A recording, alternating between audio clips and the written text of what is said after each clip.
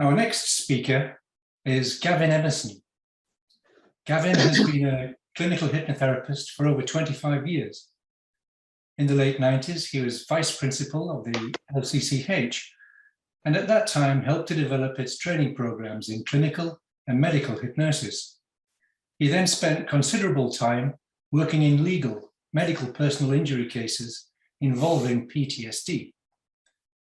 Gavin went on to develop innovative training programs in brief strategic therapy that were CPD approved by both the Royal College of Psychiatrists and the Royal College of Nursing. He was instrumental in developing and delivering the practical content of the first Diploma of Higher Education and Bachelor of Science in Clinical Hypnosis in the UK.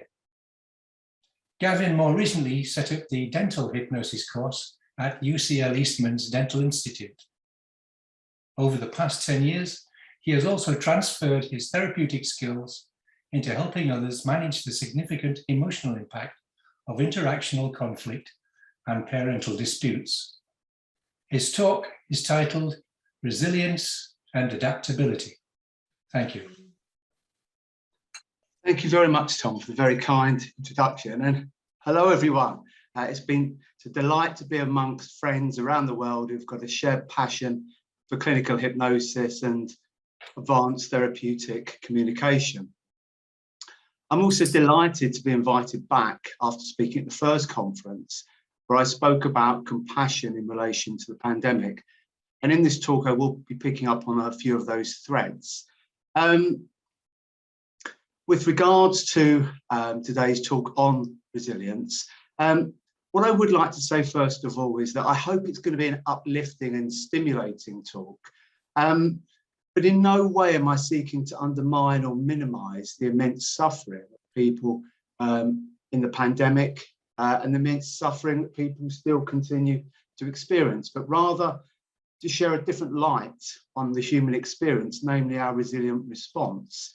Now, as therapists, obviously, this is what we do on a daily basis. We encourage our patients to have resilience. But part of this talk really is to review what we know about resilience in relation to the pandemic, and if there can be some lessons learned or the possibility of ideas as to how we can bolster resilience going forward for our clients. Okay, so let me share my PowerPoint.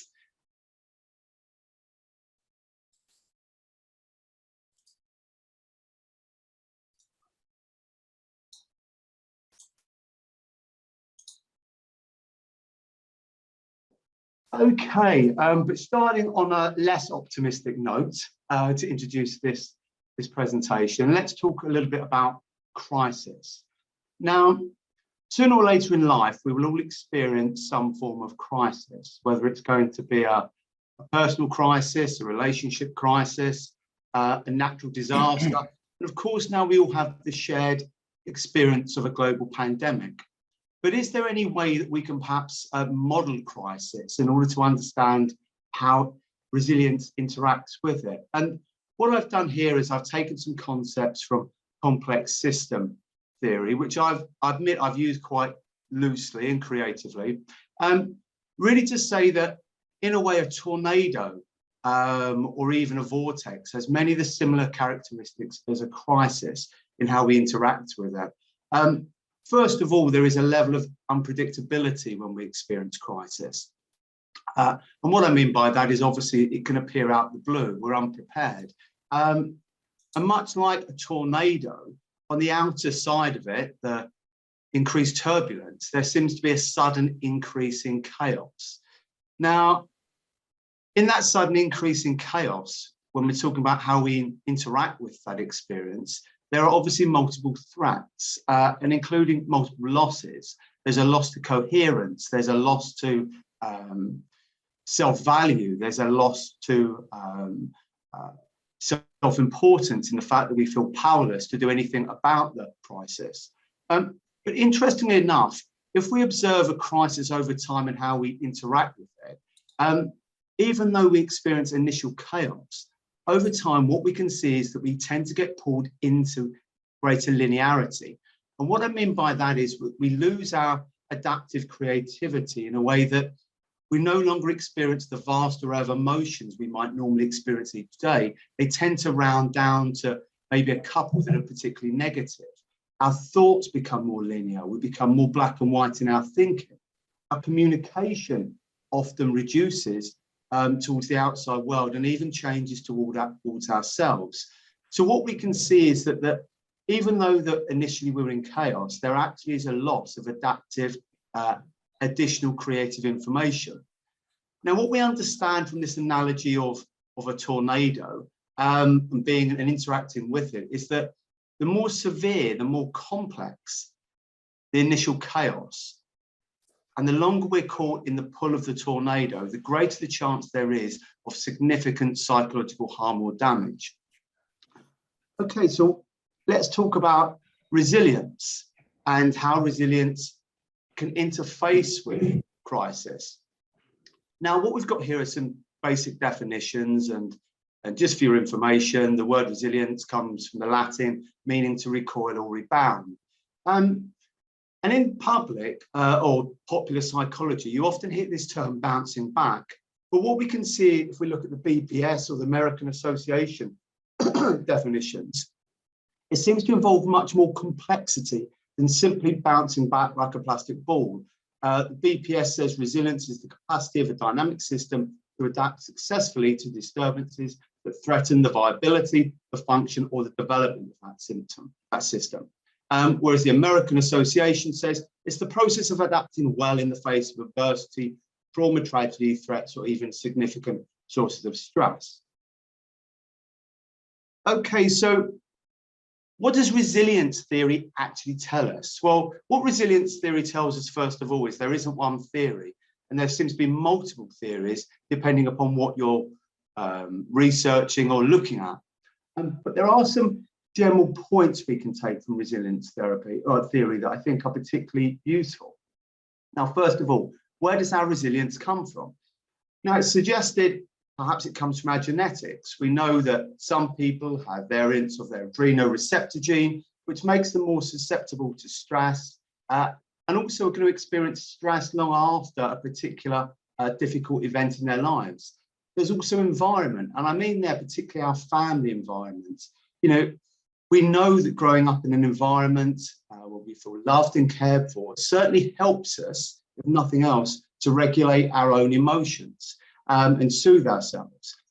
Now, around 20 years ago, though, there was a real shift in what resilience research looked at. And that was simply because consistently they found that even though they looked at people's childhoods, that people consistently defied the odds. They adapted well, they were successful in their lives, even if they'd had difficult upbringings.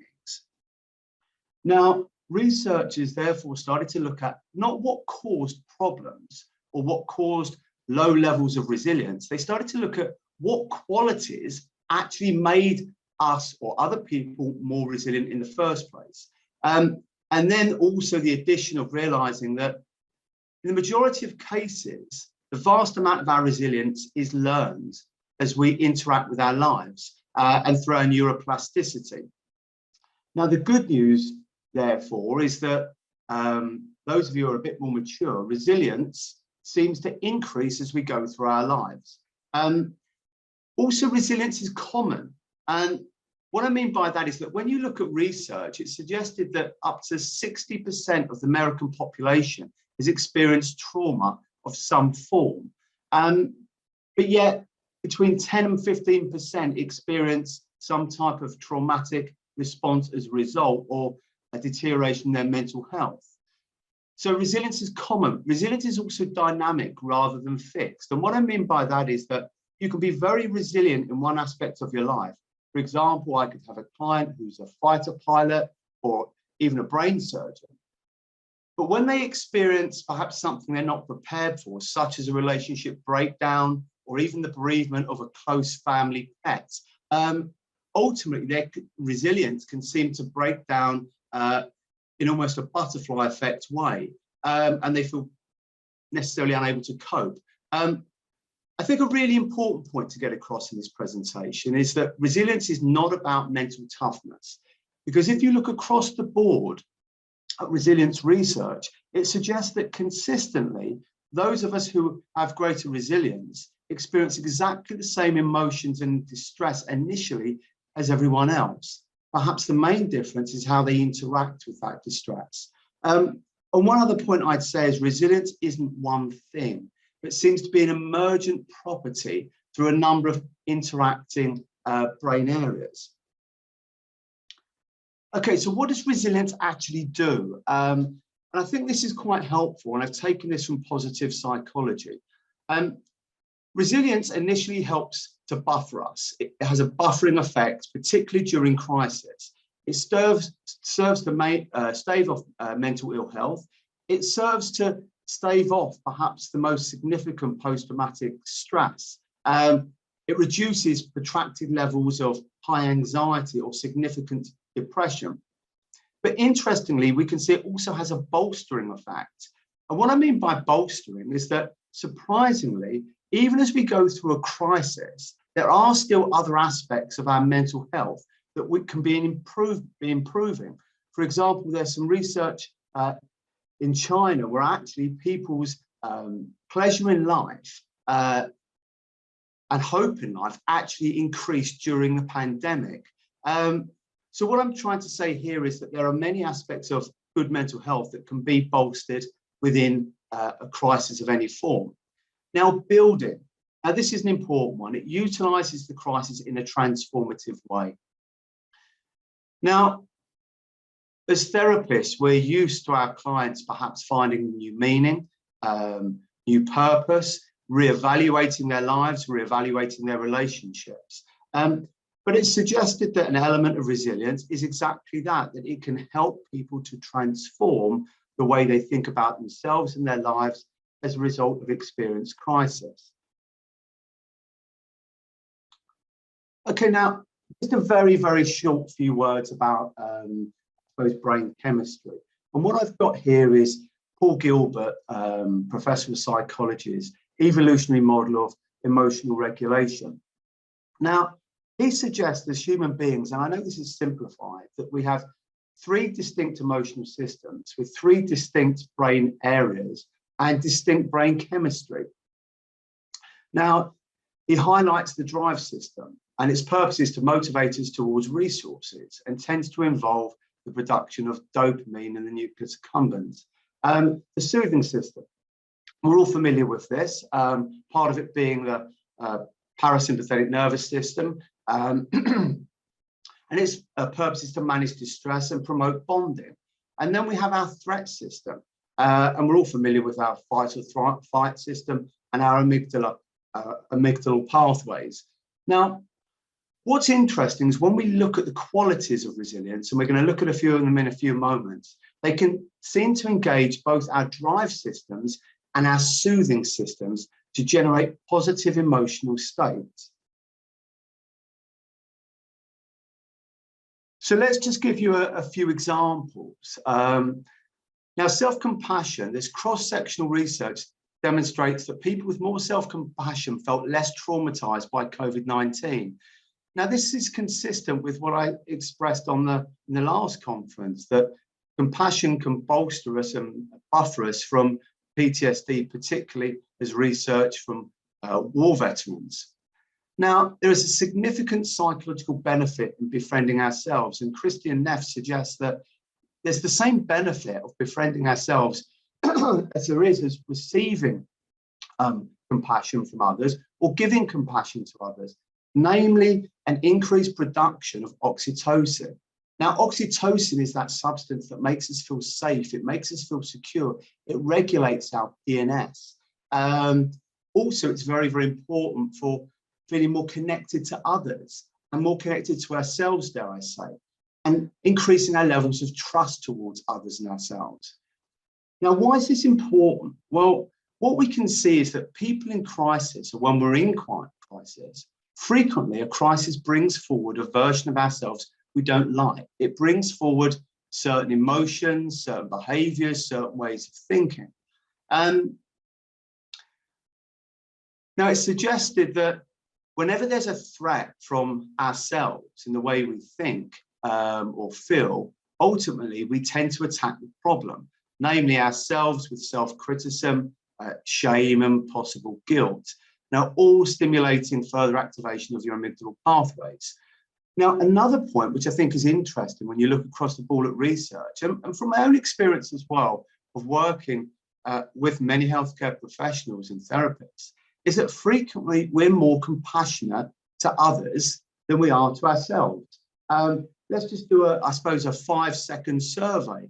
Think about, for a moment, how you speak to your clients if they're suffering, what tone of voice you use, your emotional intent, your level of warmth, your level of concern. And in contrast, now let's think about the last time you were speaking to a client and perhaps you couldn't get Zoom to work, or you had another minor issue in your life.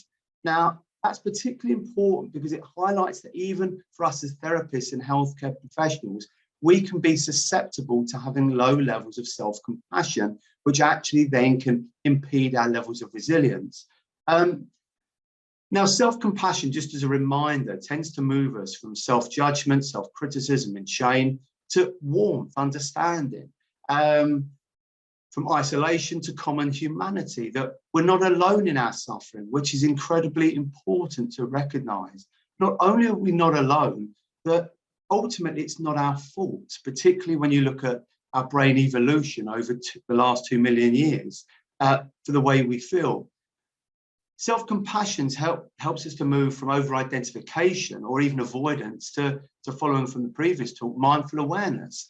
It allows us to be aware of our painful feelings, which hopefully helps to process them. Now, self-compassion, emotional warmth and safety, all positive emotions can be enhanced through a range of imagery-based hypnotherapeutic approaches, which is something I talked about on our last talk, so I won't go back into that again. Now, further ingredients of resilience, and this is by no means an exhaustive list, it's just to highlight some of the points. The next one is gratitude. Now, gratitude, there is significant evidence of gratitude's bolstering role during the COVID-19 pandemic, and particularly because we understand that gratitude increases our levels of serotonin and therefore elevates our mood. Now, gratitude clearly can be towards ourselves, self-compassion, it could be towards others, it can be towards our environment or the universe. But what we know about gratitude is that it elevates mood and generates positive emotional states. And it also, facilitates the development and maintenance of relationships because it encourages people to be, I suppose, kinder towards us. Now, one slight digression here is just to say that before I became a hypnotherapist, which is a long, long time ago, I had the privilege of being a frontline firefighter. Now, what has stuck with me from my time of being a firefighter is not the immense trauma that I came across, and it wasn't seeing people trapped in cars or perhaps in very life precarious situations. It was the fact that people consistently expressed gratitude when they were in extremely difficult situations, even when their lives were being threatened, rather than focusing upon their own particular injuries. Now, it turns out that gratitude is one of the most universally adopted strategies for dealing with crisis. Now, what we understand is that gratitude and appreciation can be readily facilitated through induction and hypnotherapy, particularly if you include mindfulness-based approaches. Now, meaning and purpose, big areas. I'm only going to say a few words about them, so I apologize. Research during the pandemic shows that meaning and purpose in life buffers against COVID-19 specific stress. Now, as therapists, we're used to helping people find meaning, but perhaps an admission to myself here that I hadn't necessarily really considered that having pre-existing meaning and purpose also helps to buffer us at times during crisis. Now, meaning and purpose in our lives, we understand, helps us to feel connected, not just connected to other people, but perhaps connected to something bigger than ourselves. So it helps to put crisis, I suppose, or to down-regulate crisis into a different perspective or into a new context. Research also suggests that meaning and purpose during the pandemic also reduced the sense of isolation and particularly generated positive emotions. Now, with regards to hypnotherapy, of course, we provide some of the fundamental ingredients for helping people to find meaning and purpose. Fundamentally, we help them to create a safe environment. We increase creativity. We help to take chaos, perhaps down to complexity and down again to adaptive confusion that our clients can engage their creative resources with. Now, what I would say with regards to meaning and purpose, if we help our clients to build them in our lives, is they tend to be enhanced, particularly if there is an element of compassion towards others baked into that meaning and purpose. Now, other important elements include obviously hope, optimism, grit, humor, high quality connections with others, to name just a few. But I suppose what I'm trying to get at here from my talk is that increasing resilience actually involves generating multiple positive emotional states. It involves enhancing our relationship with others and ourselves. And coming back to my tornado analogy, what it involves, I suppose, is metaphorically, is creating a new weather system where those qualities interact with themselves, which then interact with the tornado, which means that it buffers us, that resilience buffers us if that we have that quality, particularly at the early stages of chaos. It helps to bolster us whilst we're pulled in to the tornado. And it helps us to build when we have the opportunity, perhaps through the rotation of that tornado, to move in a different direction in our lives. And what's important to understand is that the qualities of resilience can be individually bolstered and enhanced through a broad range of imagery-based hypnotherapeutic strategies. And it sort of brings me back very much to thinking about Heartland, believe it or not, that in a way he was right, particularly in relation to resilience, that it's about building a system of positive qualities rather than in a crisis trying to fix the problem. Now, just one further thought, I suppose, for ourselves as therapists and our clients is that crisis preparedness seems to be the sort of buzz term that a lot of businesses and arenas are talking about these days. Now, it does make me think, particularly after reevaluating, in my mind, what the qualities of resilience are, is a service that we could be offering more to our clients is the ability to be prepared for possible future crisis. We know they're going to happen. Now, that would mean offering a service that doesn't mean that you're addressing people's problems, but it means offering a service that is about bolstering very positive resources within the client. And that's the end of this talk. Thank you very much indeed for listening. Any questions?